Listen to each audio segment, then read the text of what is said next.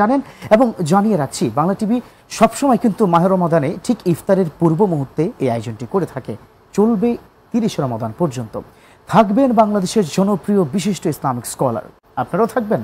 আজকে শুরু করব এমন একজন ব্যক্তিকে দিয়ে, যিনি আপনাদের মনের ভিতরের অনেক অজানা প্রশ্নগুলো, যেটা আমার মাধ্যমে উপস্থাপিত হবে যে ব্যক্তির কাছে, তিনি বাংলাদেশের স্বনামধন্য একজন ইসলামিক স্কলার, ঢাকা বিশ্ববিদ্যালয়ের সেন্ট্রাল মসজিদের সম্মানিত অবসরপ্রাপ্ত খতিব ডক্টর সৈয়দ এমদাদউদ্দিন। আসসালামু আলাইকুম ওয়া রাহমাতুল্লাহ। ওয়ালাইকুম আসসালাম ওয়া রাহমাতুল্লাহ। কেমন আছেন শেখ? আলহামদুলিল্লাহ। এক বছর পর আপনার সাথে আবার দেখা হচ্ছে আমার, আল্লাহর মেহেরবানি, এবং ভীষণ কি ভালো লাগছে। তবে আপনি আগের মতোই আছেন মনে হচ্ছে। আর রমজানটা আসলে হয় কি, একটা মানুষের শারীরিক অনেক কিছু পরিবর্তন দেখা দেয়, অনেক মেদ চর্বি থাকে সেটাও ঠিক হয়ে যায়, একটা মানসিক চর্মনা তৈরি হয়। তো যাই হোক, পহেলা রমাদানে আমরা একটা কাজ করি, আমরা শুরু করি পহেলা রমাদানের বেশ কিছু বিষয় নিয়ে, বেশ কিছু প্রয়োজনীয় দিক নিয়ে। শুরুটা যদি আমি এভাবেই করি, রমাদান আসলে কি, কেন আমরা কি রোজা রাখি? মূলত রমাদান একটা গুরুত্বপূর্ণ এবং বরকতময় মাসের নাম। আর আমাদের যখন রজব মাসের আগমন ঘটে, জি, তখনই রাসূল করিম সাল্লাল্লাহু আলাইহি ওয়াসাল্লাম যে দোয়াটি পাঠ করতেন, সে দোয়ার যে মর্ম, যে চেতনা, সেখান থেকেই কিন্তু আমরা রমজানের গুরুত্বটা বুঝতে পারি। রাসূল করিম সাল্লাল্লাহু আলাইহি ওয়াসাল্লাম বলতেন, আল্লাহুম্মা বারিক লানা ফি রজব ওয়া শাবান ওয়া বাল্লিগনা রমাদান। জি, আল্লাহ আমাদেরকে রজব মাসেও বরকত দিন, শাবান মাসেও বরকত দিন, আমাদের হায়াত ন্যূনতম মাহে রমজান পর্যন্ত আপনি দীর্ঘায়িত করুন, মানে অন্তত রমজানটা যেন পাই। এই যে গুরুত্বটা, মাহে রমজান কতটা গুরুত্ব আছে বলে এটা বলেছেন। সেই রমাদান শব্দের অর্থটা কি? রমাদান শব্দটা, রমাদান শব্দের অর্থ পুড়িয়ে ফেলা। আচ্ছা আচ্ছা। মূলত এই রমাদান অর্থ ব্যাপকভাবে পুড়িয়ে ফেলা। পুড়িয়ে ফেলা কাকে ফেলবে, কাকে পুড়াবে, কাকে জ্বালাবে? পাপ, গুনাহ, নাফরমানের যে কালিমা বান্দার আমল নামায় আছে, মাহে রমাদানের এই সিয়াম, কিয়াম, তারাবি, তাসবিহ, তাহলিল ইত্যাদি আমল ইবাদতের মাধ্যমে তার সকল পাপ, সকল কালিমা পুড়ে ছাই ভস্য নিচ্ছিন্ন হয়ে যাবে। আল্লাহ পাক জাল্লা শানুহু সেই সংশ্লিষ্ট বান্দা বান্দি, নারী পুরুষের আমল নামা থেকে সকল কালিমা মুছে দেবেন, একেবারে নিচ্ছিন্ন করে দেবেন। এটাই হচ্ছে রমাদান। এটাই। আচ্ছা, রমাদান মাসটা কেন দিয়েছেন আল্লাহ, এটার প্রেক্ষাপটটা কি? রমাদান তো মূলত এই উম্মতের জন্যে, এই রমাদানটা, এই সিয়ামের বিধানটা মাসব্যাপী হয়েছে। আচ্ছা, এর আগেও মাহে রমজান ছাড়া অন্যান্য মাসে রোজা রাখার বিধান ছিল, অন্যান্য আসমানি কিতাবগুলোতে, ধর্মগুলোতে। কিন্তু এই উম্মত তো আল্লাহ পাক জাল্লা শানুহুর সার্টিফাইড শ্রেষ্ঠ উম্মত। সুবহানাল্লাহ। কুনতুম খায়রা উম্মাহ, আল্লাহ পাক জাল্লা শানুর সার্টিফিকেট লৌহে মাহফুজ থেকে তোমরা সেরা উম্মত, সর্বশ্রেষ্ঠ উম্মত। কারণ হচ্ছে বন্ধু তো আল্লাহ। এজন্য এদেরকে তো পিউরিফাইড, একবারে মোস্ট পিউরিফাইড করে আল্লাহ পাক জাল্লা শানু সর্বোচ্চ আসনে তো আসীন করবেন, সকল উম্মতের শ্রেষ্ঠ আসনে তো আসীন করবেন। সেজন্য তাদেরকে এই মাহে রমজানের মাসব্যাপী সিয়াম পালনের নির্দেশ দিয়েছেন। কুতিবা আলাইকুমুস সিয়াম, একবারে ফরজ করে দিয়েছেন। এখানে একটা বিষয় হচ্ছে, আপনি যেটা বলতে চাচ্ছেন যে 1,24,000 পয়গাম্বরের সকল নবীদেরকে কিন্তু কিছু না কিছু রোজা তারা আল্লাহ পাক দিয়েছেন, 2 দিন, 5 দিন, 7 দিন, কিন্তু পুরো মাস ব্যাপী একমাত্র মুহাম্মদ রাসূলুল্লাহ সাল্লাল্লাহু আলাইহি ওয়াসাল্লামকে দেওয়া হয়েছিল। ওকে, ফজিলতটা কি, কেন রাখবো আমরা? কেন রাখবো সেই বিষয়টা তো এই রমাদান শব্দ থেকেই আমরা কিছুটা অনুমান করতে পারছি, যে পাপ, পঙ্কিলতা, নাফরমানির যে কালিমা আমাদের আমল নামায় যুক্ত হয়েছে 11 মাস ব্যাপী, সেগুলোকে একেবারে তাকফির, কাফফারাল্লাহ, আল্লাহ পাক জাল্লা শানু মুছে দেবেন, সেই আমল নামাকে পরিচ্ছন্ন, স্বচ্ছ করে দিবেন, সেই উদ্দেশ্যে। এবং রাসূল করিম সাল্লাল্লাহু আলাইহি ওয়াসাল্লাম বলেছেন, মান সামা রমাদান ঈমানান ওয়া ইহতিসাবা গুফিরা লাহু মা তাকাদ্দামা মিন যামবিহি। মান কামা রমাদানা ঈমানান ওয়া ইহতিসাবা গুফিরা লাহু মা তাকাদ্দামা মিন যামবিহি ওয়া মান কামা লাইলাতাল কদরে ঈমানান ওয়া ইহতিসাবা গুফিরা লাহু মা তাকাদ্দামা মিন যামবিহি। যেখানেই বলা হোক গুফিরা লাহু মা তাকাদ্দামা আছেই, মানে সেখানে ক্ষমা করার কথা। আল্লাহ পাক জাল্লা শানুহু এতটা দয়াবান সিয়াম পালনকারীদের জন্য রাসূল করিম সাল্লাল্লাহু আলাইহি ওয়াসাল্লাম বললেন, যে ব্যক্তি মাহে রমজানে ঈমান, পাক্কা ঈমানদারির সাথে এটা তো অনেক বড় বিষয়, কিন্তু পাক্কা ইমানদারির সাথে মানে কোনো ইমানদার বলতে আনুষ্ঠানিকতা গেলে- নয়। মানে এটা কি বিশ্বাস স্থাপন করা আল্লাহর প্রতি যে এই রমজানটা আসবে, আল্লাহ আমাকে ক্ষমা করবে, সেরকম বিশ্বাসের সহিত? একেবারে আল্লাহর প্রতি বিশ্বাস, রাসূলের প্রতি বিশ্বাস, এই মাহে রমজান যে আমার উপর ফরজ, এই মাহে রমজান যে আমার কল্যাণের জন্য এসেছে, এই সবগুলো বিশ্বাস নিয়ে আচ্ছা আচ্ছা, সেই ঈমান, ইহতিসাবা এবং সওয়াবের প্রত্যাশায়, প্রত্যাশা। অন্য কোনো প্রত্যাশায় নয়। ইহতিসাব শব্দের অর্থ কিন্তু হিসাব কষা হয়, এটাও তো বোঝায়, তাই না? সেটা হিসাব মানে হচ্ছে আমার প্রতি ঘন্টা। প্রিয় দর্শক, এই একটা জায়গায় আমরা বারবার হয়তো প্রশ্ন করি যে হুজুর ঈমান তো বুঝলাম, ঈমান আমার ঠিক আছে, ইহতিসাব মানে কি? ইহতিসাবের ব্যাখ্যা দুটো আছে, শায়েখ যেটা বললেন, আরেকটা হচ্ছে 24 ঘন্টা প্রতি ঘন্টা আপনি কি করবেন পুরোটা হিসেব করবেন আপনি, যে আমার সাহারি থেকে সকাল 7টা পর্যন্ত আমার কি করণীয়, 7টার পর 8টা পর্যন্ত, এভাবে প্রত্যেক ঘন্টা স্লট আকারে আপনার কি কি আমল করা দরকার, কিভাবে কি করা দরকার, এটাই তো হিসাব। চমৎকার। জি, আর ঈমানদারের জীবনটা তো হিসাবেরই। চমৎকার। রাসূল করিম সাল্লাল্লাহু আলাইহি ওয়াসাল্লাম হাদিস শরীফে বলেছেন, তোমরা মৃত্যুর আগে মৃত্যুর বিষয়টা কল্পনা করে দেখো, মুতুয়ান কাবলা তামুত, তামুতু ওয়া হাসিবু কাবলান তুহাসাবু, এবং নিজের জীবনটাকে হিসাব করবে। প্রকৃত হিসাবের মুখোমুখি হওয়ার আগে নিজের হিসাব, নিজের জিন্দেগিটাকে হিসাব করে নেবে যে মৃত্যু হয়ে গেলে পরে পরিণামটা কেমন হতে পারে, আমার কি গুনাহ কতটুকু করলাম কিংবা পুণ্য কতটুকু বা আমার আছে। চমৎকার। ইনশাআল্লাহ আরো বেশ কিছু প্রশ্ন নিয়ে আপনার কাছে আবার ফিরে আসবো ছোট্ট একটা বিরতির পর। প্রদর্শক, দেখছেন আপনাদের প্রিয় বাংলা টিভি এবং আপনাদের প্রিয় আয়োজন বাংলা টিভির বিশেষ আয়োজন মুনতাহা স্টিল প্রেজেন্টস ইসলামী সওয়াল জবাব, পাওয়ার্ড বাই শাহজাদি মেহেদি ও স্পন্সর্ড বাই আর কেবল। ফিরছি কিছুক্ষণের মধ্যে। অটোমান সাম্রাজ্যের ঐতিহাসিক কাহিনী এমনি জানতে পারবেন আমি কে। অনেকদিন ধরেই তোমাকে খুঁজছি। নতুন পাশা কি পারবে শান্তি ফেরাতে? নতুন পাশার জয়! যেভাবে হোক হেন্নাকে খুঁজে বের করুন। আমাদের ওখানে একবার আসুন পাশা, আপনার ভালো লাগবে। কসম খোদা, ওই কামারের জীবন আমি অতিষ্ঠ করে দেব। একদম চুপ, কথা বললে কি হবে তুমি কল্পনাও করতে পারবে না। ত্যায্য করলাম আমি এদেরকে। কোথায় নিয়ে যাচ্ছ? আমি কিছু করিনি, ছেড়ে দাও আমাকে।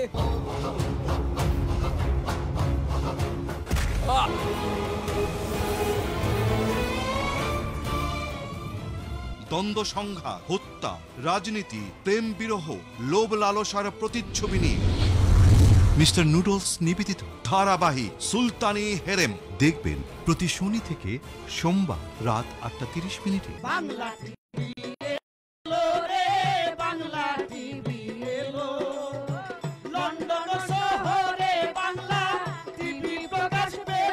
আবার নতুন রূপে ফিরে আসছে বাংলা ভাষার প্রথম satellite TV channel Bangla TV Europe.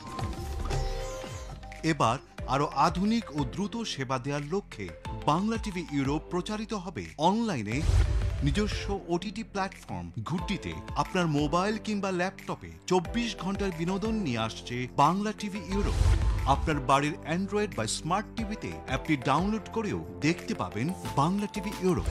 নাটক, সিনেমা, গান, টক শো, ধর্মীয়, স্বাস্থ্য, আইন আদালত, সংবাদ সহ প্রতিদিন আপনার পাশে থাকবে ইউরোপে বাঙালিদের প্রিয় চ্যানেল বাংলা টিভি ইউরোপ। অনলাইনে বিনা খরচে একসাথে পাবেন সবকিছু। ভীষণ ব্যস্ততার মাঝে আপনার প্রশান্তি বাংলা টিভি।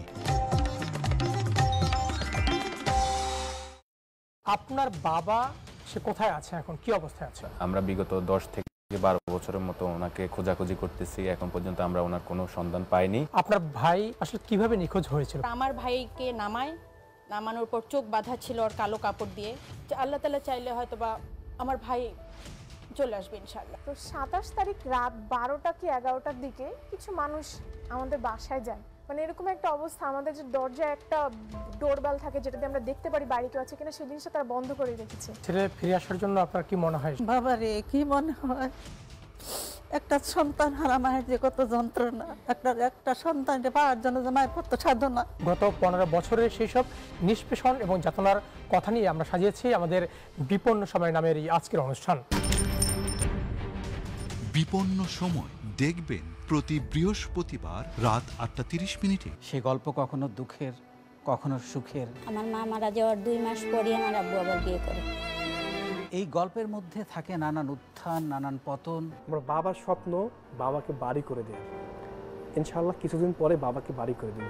আমারও অনেক সার্টিফিকেট থাকবে, আমি একটা জায়গায় গিয়ে দাঁড়াবো যেখান থেকে পিছন থেকে আমাকে দেখে বলবা যে হ্যাঁ এ আমাদের বাড়ির কেউ ছিল।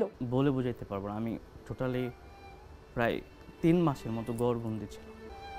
কেউ বা কখনো বা এতটাই হেরে যান যে আর ঘুরে দাঁড়াতে পারেন না। বাইক অ্যাক্সিডেন্টে মারা যায়। মাসে 50 লাখ টাকার মতো হয়তো, এখন 1 কোটি টাকা চলে আসছে। আগরটা লেগেছিল আমার গোডাউনে। কত টাকার মাল ছিল ওখানে? প্রায় 70 লাখ টাকা প্লাস। নিজেকে একটু অন্য উচ্চতায় নিয়ে যাওয়ার জন্য সে উদ্যোক্তা হওয়ার স্বপ্ন দেখেছে। এবং আমাদের বাড়ি ছিল রাস্তার পাশে, অনেক মানুষ লঞ্চ থেকে নেমে চলে যাচ্ছে, কিন্তু আমার বাবা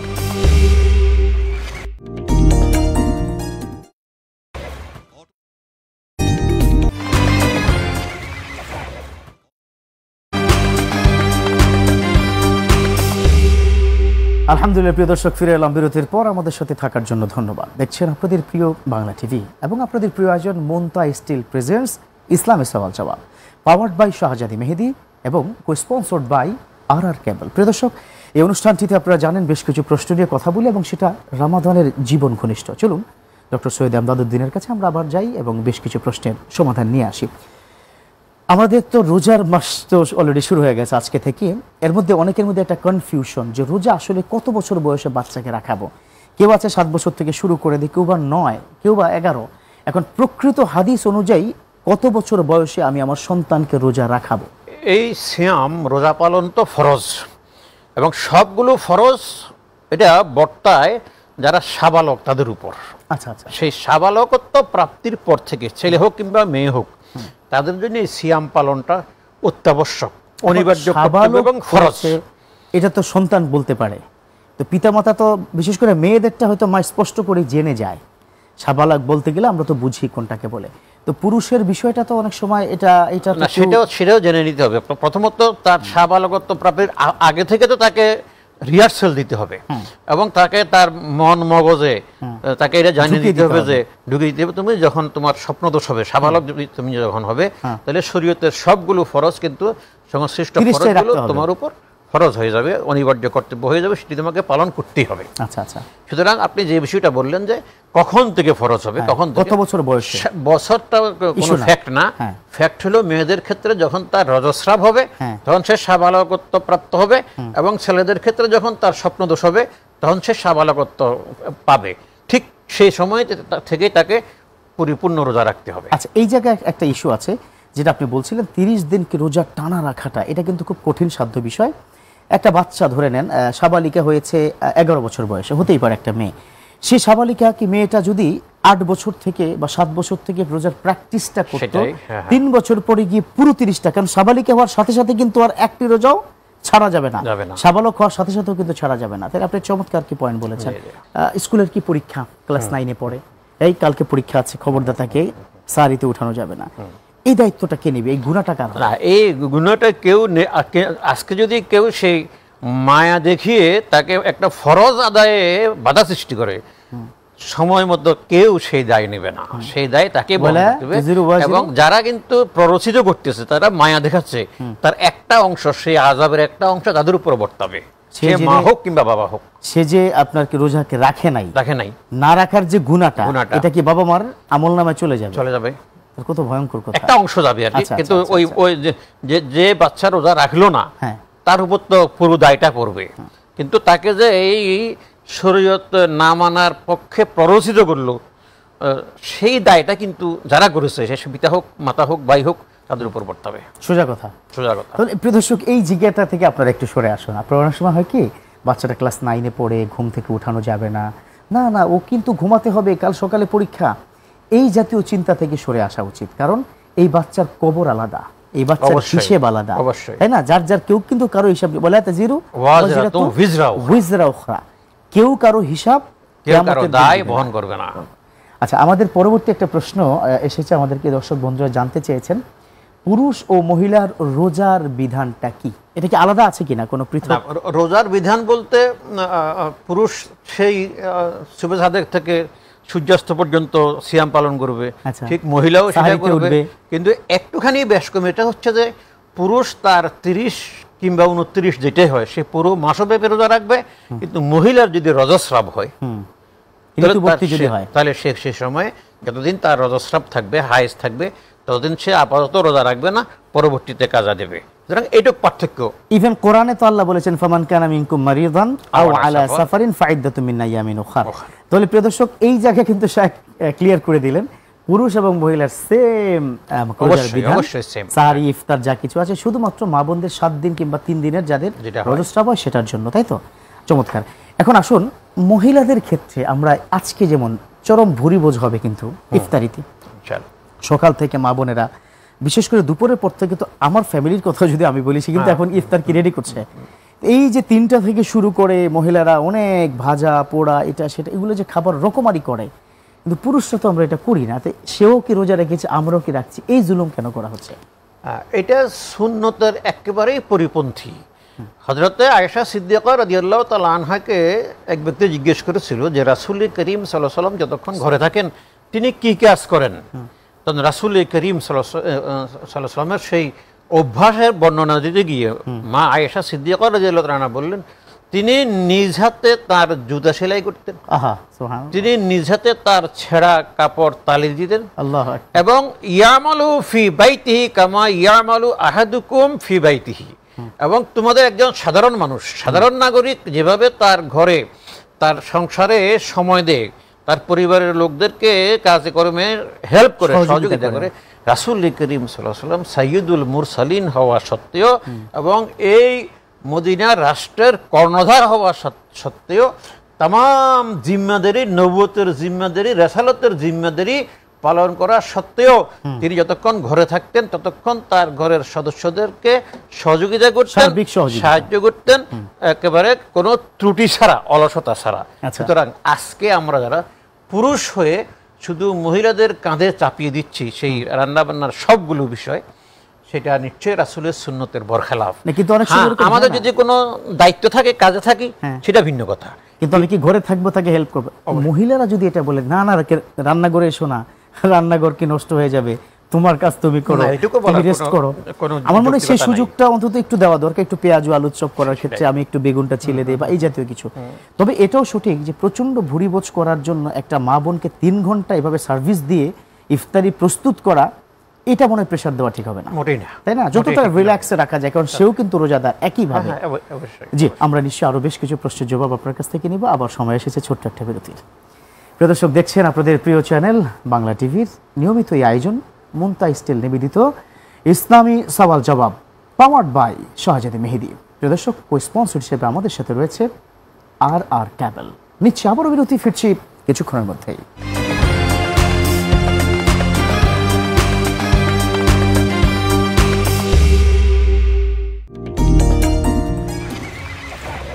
অটোমান সাম্রাজ্যের ঐতিহাসিক কাহিনী এমনি জানতে পারবেন আমি কে। অনেকদিন ধরেই তোমাকে খুঁজছি। নতুন পাশা কি পারবে শান্তি ফেরাতে? নতুন পাশার জয়! যেভাবে হোক হেন্নাকে খুঁজে বের করুন। আমাদের ওখানে একবার আসুন পাশা, আপনার ভালো লাগবে। কসম খোদা, ওই কামারের জীবন আমি অতিষ্ঠ করে দেব। একদম চুপ, কথা বললে কি হবে তুমি কল্পনাও করতে পারবে না। ত্যায্য করলাম আমি এদেরকে। কোথায় নিয়ে যাচ্ছ? আমি কিছু করিনি, ছেড়ে দাও আমাকে।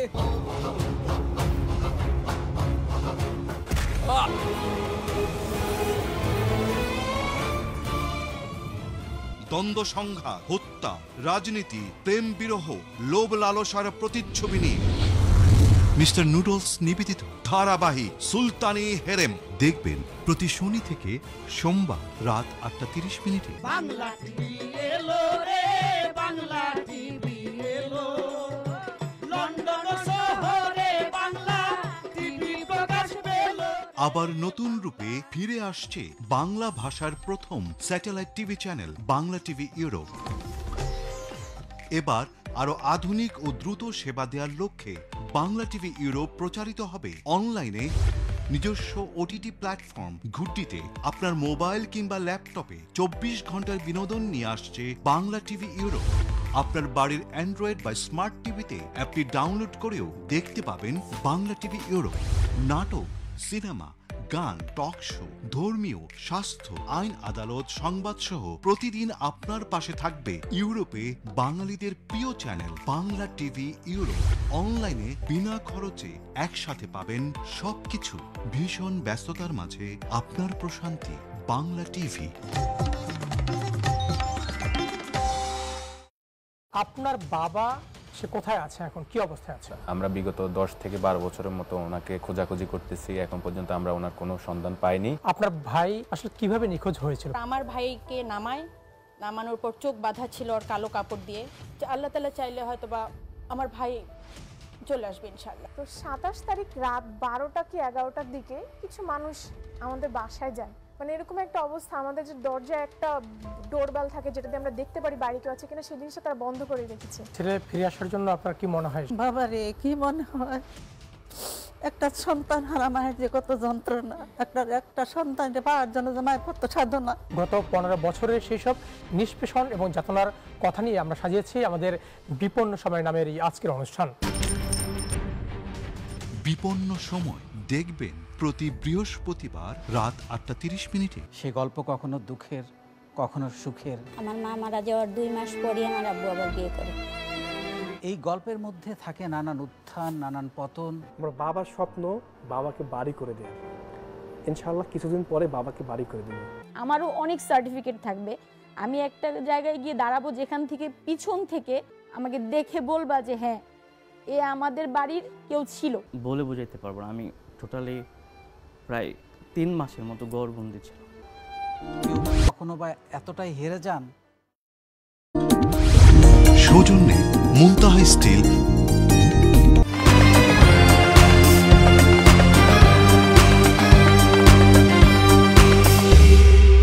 আলহামদুলিল্লাহ, প্রিয় দর্শক, ফিরে এলাম বিরতির পর। আমাদের সাথে থাকার জন্য ধন্যবাদ। দেখছেন আপনাদের প্রিয় বাংলা টিভি, আপনাদের প্রিয় আয়োজন মাহে রমাদানের বিশেষ আয়োজন মুনতাহা স্টিল প্রেজেন্টস ইসলামী সওয়াল জবাব, পাওয়ার্ড বাই শাহজাদি মেহেদি।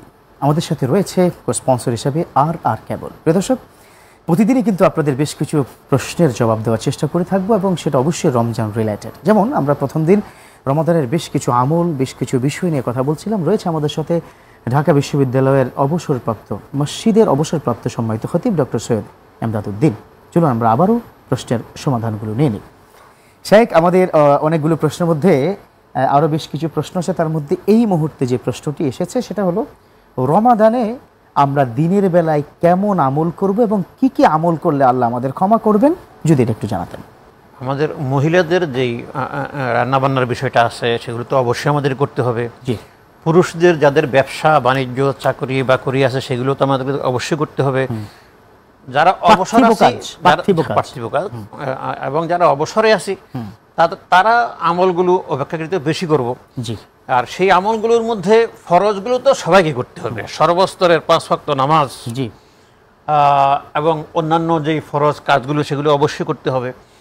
অতিরিক্ত হিসেবে আমাদেরকে চেষ্টা করতে হবে আমাদের কোনো নামাজের জামাত যেন তরক না হয়, এবং সাহারি একটা অন্যতম প্রধান সুন্নত। তাহলে আমাদেরকে সাহারিটাও যেন মিস না হয়, সেই বিষয়টা আমাদেরকে মাথায় রাখতে হবে। আমরা যথাসময় তারাবি আদায় করব, সময় মতো ঘুমাতে যাব, আচ্ছা, যাতে আমরা রিল্যাক্সের সাথে সাহারিতে উঠতে পারি, এবং সাহারির পর আমরা যেন জামাতে ফজরটা আদায় করতে পারি। এবং বিশেষত মাহে রমজানের যে প্রধান কাজ সেটি হচ্ছে বেশি বেশি করে কোরআনে কারীম তেলাওয়াত করা, বেশি বেশি করে কোরআনে কারীম তেলাওয়াত করা। আমরা নিজেদেরকে পরিতৃপ্ত মনে করি যে আমাদের এই বাংলাদেশ, আমাদের প্রিয় জন্মভূমি বাংলাদেশে অধিকাংশ মানুষের মধ্যে সেই কোরআনে কারীম তেলাওয়াতের একটা পরিচর্চা আমাদের আগে থেকেই আছে, এবং এটা কোরআন দ্বারা প্রমাণিত। আল্লাহ পাক নিজে তো বলেছেন, শাহরুর রমাদান আল্লাযী উনজিলা ফিহিল কোরআন। এটা এমন একটা রমাদান আল্লাহ আমাকে দিয়েছেন, এই রমজান মাস, যেটাতে কোরআন নাজিলই হয়েছে। আমরা যে খতম করি, আপনারাও করে থাকেন বিভিন্ন মসজিদে, কিংবা আমরাও করে থাকি, 1 খতম কোরআন দিতে হবে, কেউ 5 খতম, কেউ 10 খতম। দিনের বেলায় আমলের অংশ হিসাবে খতমটা কি খুব বেশি প্রয়োজন কিনা? সেখানে কোরআনে কারীমের দুটো বিষয়। একটা হচ্ছে তেলাওয়াত। কোরআনে কারীমের তেলাওয়াতের যখন সেটাকে শুদ্ধ সহিভাবে তেলাওয়াত করা হয়, তার সওয়াবের একটা গণনা আছে বটে, গুনতি হিসাব আছে। কিন্তু যে ব্যক্তি লিল্লাহ, আল্লাহর ওয়াস্তে কোরআন কারীম তেলাওয়াত করবে, সে তো অগুন্তি স্বভাব পাবে তেলাওয়াতের ক্ষেত্রে। আর কোরআনে কারীমে সবচেয়ে বেশি তাৎপর্য হলো কোরআনে কারীমে সে শিক্ষা গ্রহণ করা। আচ্ছা। এবং সে শিক্ষা গ্রহণ করার জন্য কোরআনে কারীমের শব্দে শব্দে আয়াতে আয়াতে এই যে মজার যে বিষয়গুলো সেখানে নিহিত রয়েছে। আচ্ছা। এই জন্য কোরআনে কারীম অনুধাবন করা, অনুধাবন আমরা তো এটা আরবিতে, আমরা তো বুঝবো না, তাহলে সেটাকে আমাদের বাংলা অনুবাদ এবং বাংলা তাফসীর ব্যাখ্যা, করা, তাফসীর, হ্যাঁ, এগুলো একটু পড়া। বহু সংখ্যক তাফসীরের কিতাব এখন কিন্তু বাংলা হয়ে গিয়েছে, বিশেষত আমাদের ইসলামিক ফাউন্ডেশন, জি, ইসলামিক ফাউন্ডেশন, আল কোরআন ইসলামিক ফাউন্ডেশন, এই আল কোরআনের উপর অনেক কাজ তারা করেছেন। আগামীকাল আবারও আপনার কাছ থেকে ইনশাআল্লাহ প্রশ্নের সমাধান শুনবো এবং ডেফিনেটলি আমাদের বাকি রমাদানগুলো যেন ভালো হয়। আপনার কাছে দোয়া চাই দর্শকদের জন্য। আপনাকে অসংখ্য ধন্যবাদ। জাযাকুমুল্লাহ খায়র। আসসালামু আলাইকুম ওয়া রাহমাতুল্লাহ। ওয়া আলাইকুম আসসালাম ওয়া রাহমাতুল্লাহ। প্রিয় দর্শক, শুরু হয়ে গেল মাহে রমাদান। এই তো আজকের দিনটা শেষ হয়ে যাবে, কিছুক্ষণ পরে আমরা ইফতারিতে চলে যাব। যারা ইফতার করবেন ভুরি ভোজন অতিরিক্ত মানে কড়া থেকে, তেল চর্বি থেকে একটু দূরে থাকার চেষ্টা করব, যদিও হয়তো বাঙালি আমরা পারি না। চেষ্টা করবো ইনশাআল্লাহ তাআলা আমাদের সঠিকভাবে যেন ইবাদত হয়। আমরা তারাবির নামাজে অবশ্যই অংশগ্রহণ করব। আজকে দ্বিতীয় তারাবি হবে। প্রিয় দর্শক, সবাই ভালো থাকবেন। যে প্রশ্নগুলোর উত্তর পেয়ে গেছেন সে অনুযায়ী ইনশাআল্লাহ তাআলা আমরা আমল করার চেষ্টা করব। ভালো থাকুন, সুস্থ সুন্দর জীবনের প্রত্যাশা শেষ করছি। আগামীকাল আবারও কি দেখা হবে, নিশ্চয়ই যে বিষয় নিয়ে আমরা কথা বলবো সেটা হচ্ছে সাহরির গুরুত্ব ও ফজিলত। প্রিয় দর্শক, সেই প্রত্যাশায় মমতা স্টিল প্রেজেন্টস ইসলামী সওয়াল জবাব, পাওয়ার্ড বাই শাহজাদি মেহেদি, স্পন্সর্ড বাই আর কেবল। শেষ করছি আজকের অনুষ্ঠান। ভালো থাকবেন। আল্লাহ হাফেজ।